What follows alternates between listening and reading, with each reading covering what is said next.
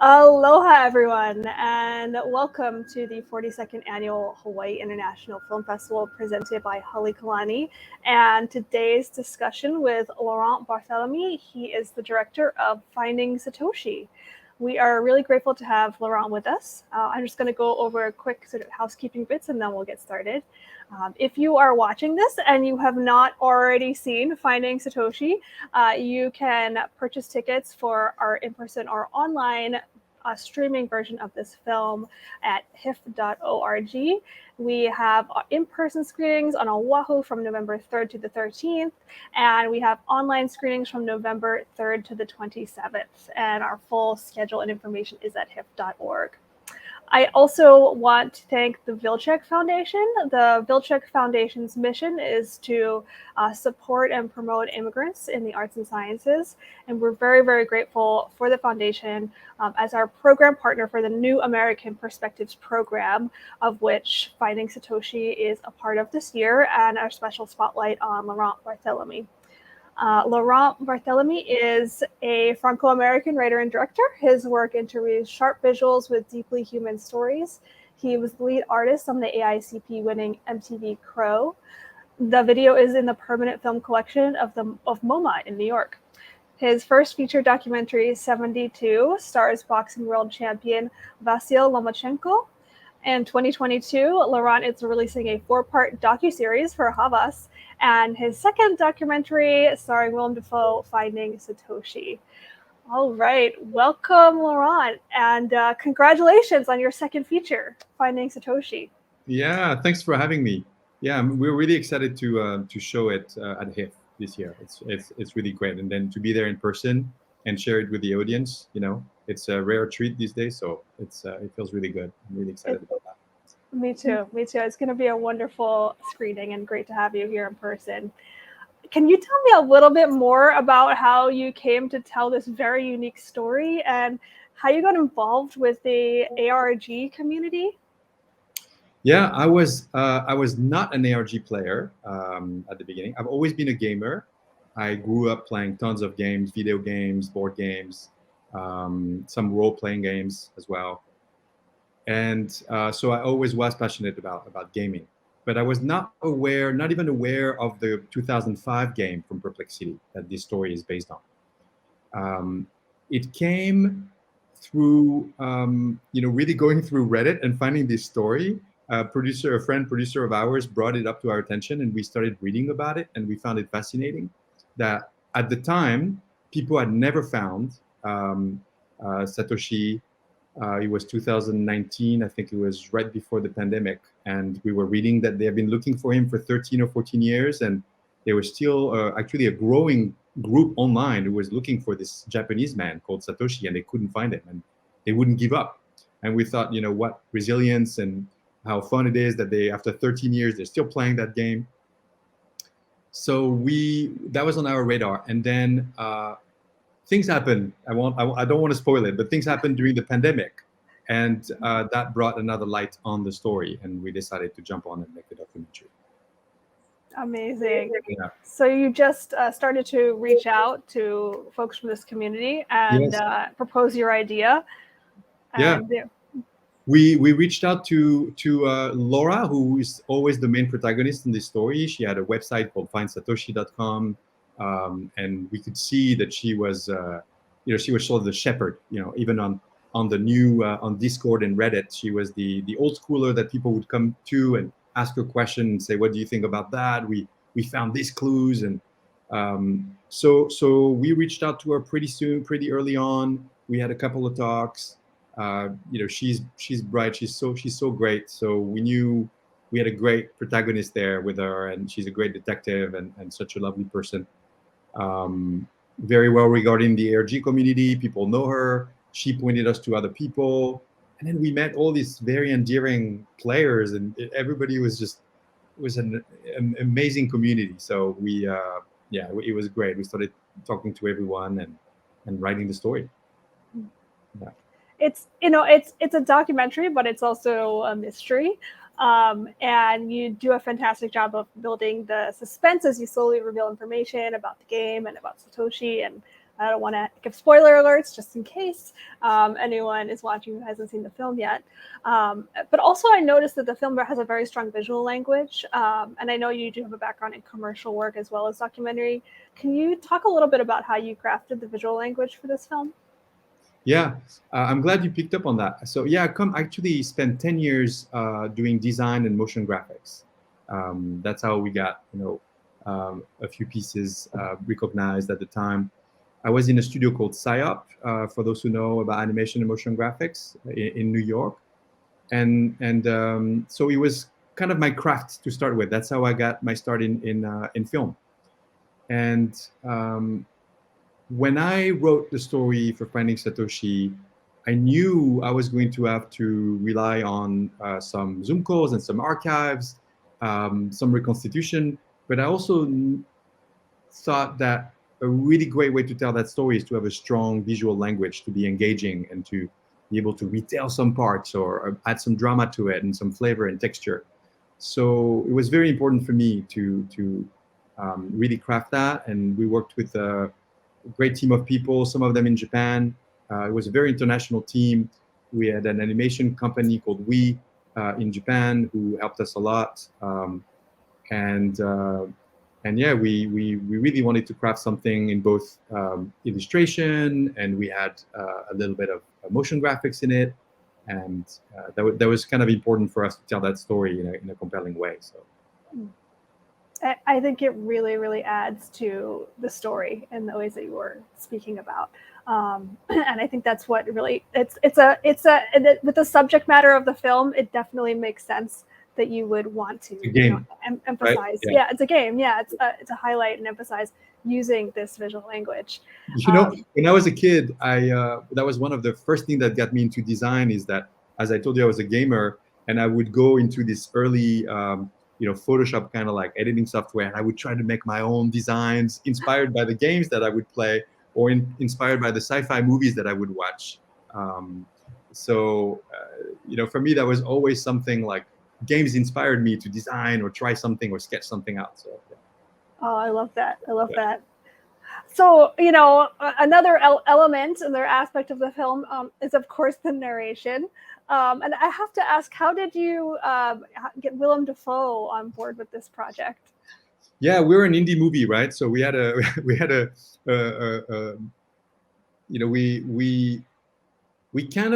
always loved Willem Dafoe. The whole team loved him so much, and there was a couple of people that we thought would be so fantastic for this. And just boldly, we just reached out to the great people we wanted to have, and Willem really liked the film. He told us when we were working with him, he said, his agent first liked the first cut that they saw, and they passed it on. And when he watched the film, he was like, "I love your film. It's so fun." He wished us a lot of success. He told us like, "This is such a great story." I think he wanted to champion this story. He was like, "This is great. I'm behind it. You got me for a couple of hours. Let's have fun together. I want to support you guys. I love the film." So that's kind of how it worked. We just reached out, and he said yes, and we were delighted, and it was so great.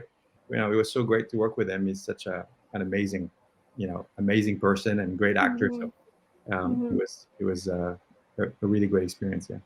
I think that really speaks to him as his character and him as a person, that he's, open, and that if he really likes something, if he really appreciates something, that he is, willing to just jump on board and be a part of that project. It seems like it, right? Because we're not the first more indie project that he has taken on, and some of them have actually really became, really big, and they started as more of an indie project. So I think he champions that. I think when he likes something, he goes behind it, and he speaks to his character. I love that. I love that he does that.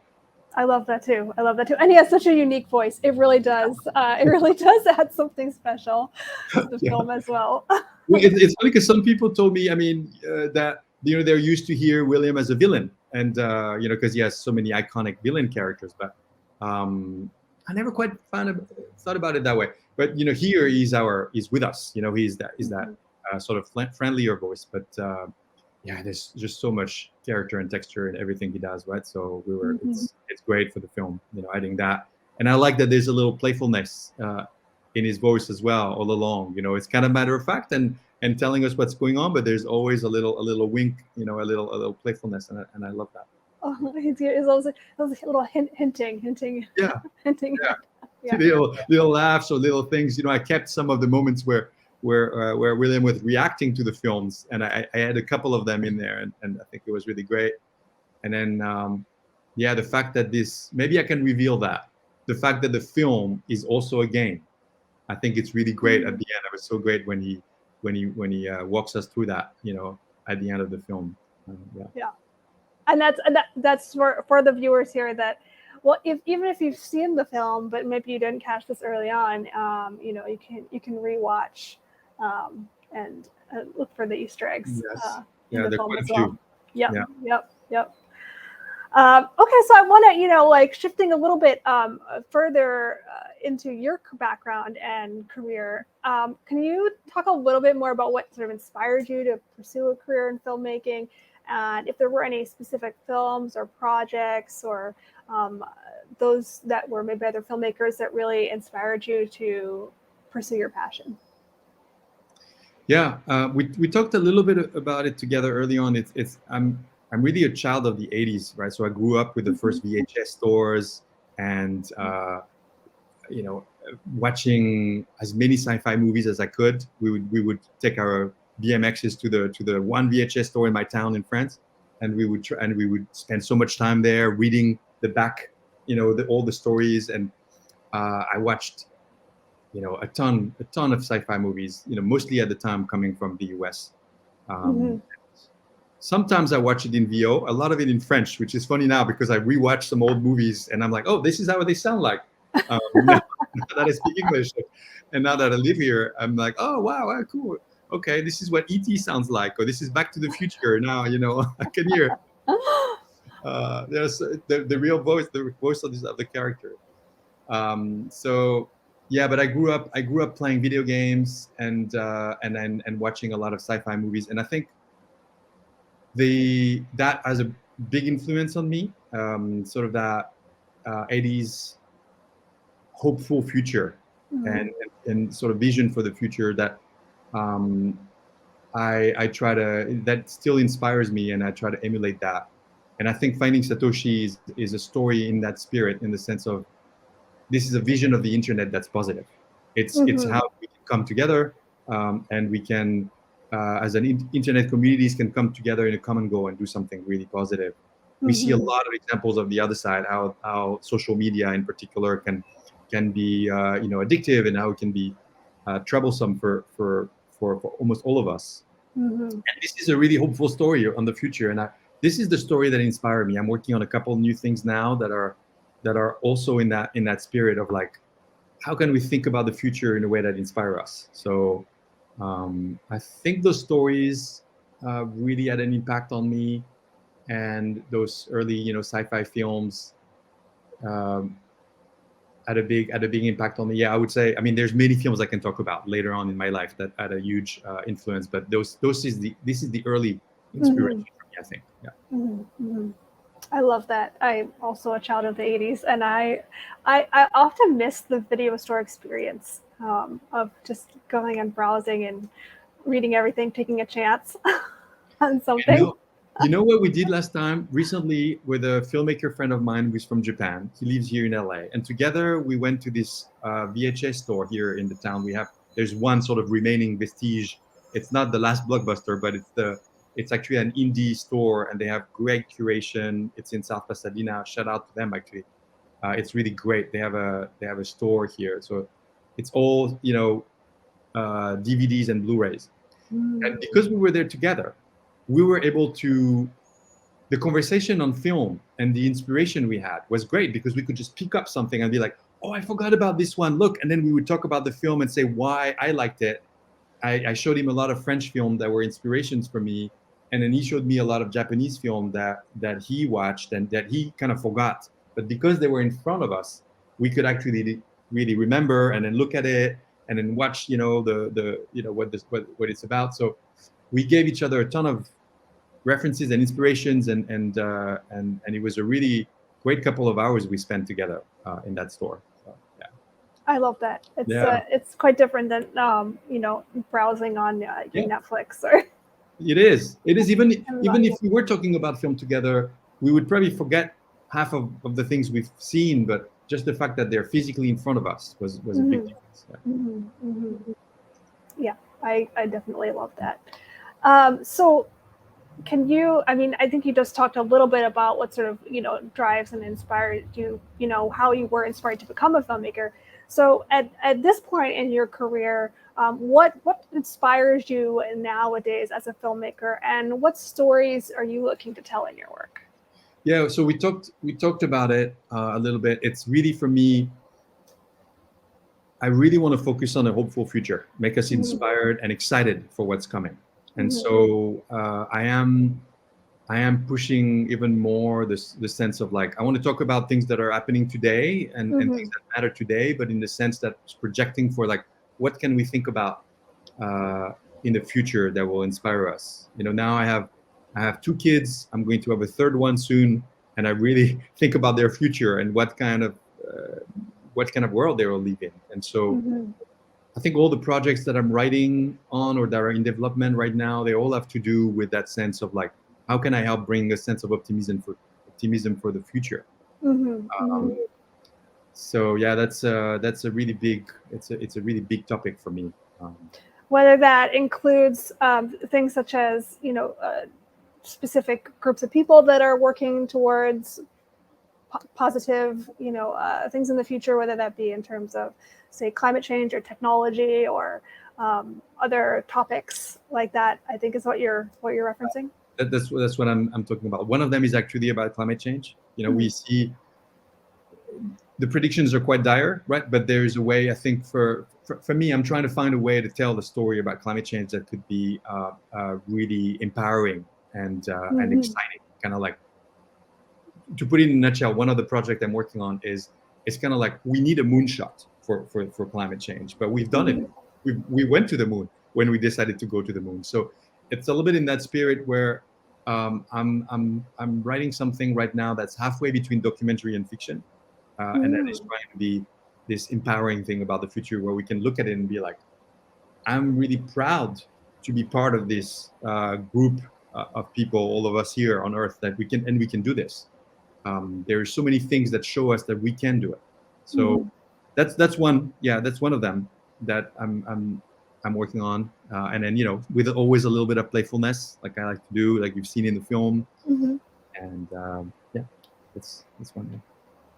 I love that. I think that is so needed in this day and age for all of us. And I really, that inspires and excites me. So I look forward to seeing what comes next for you and watching your work.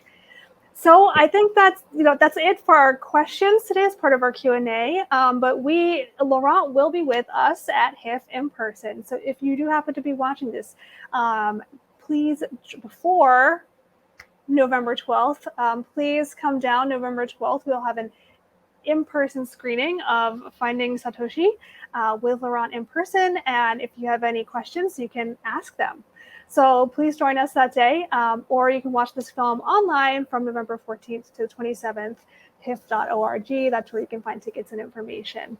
I want to extend a special mahalo to Laurent for taking the time to be with us today. A special thank you to the Vilchek Foundation, our partner in presenting our New American Perspectives program, and all of our HIFF Ohana members, our board of directors, and our sponsors at HIFF this year for HIFF42.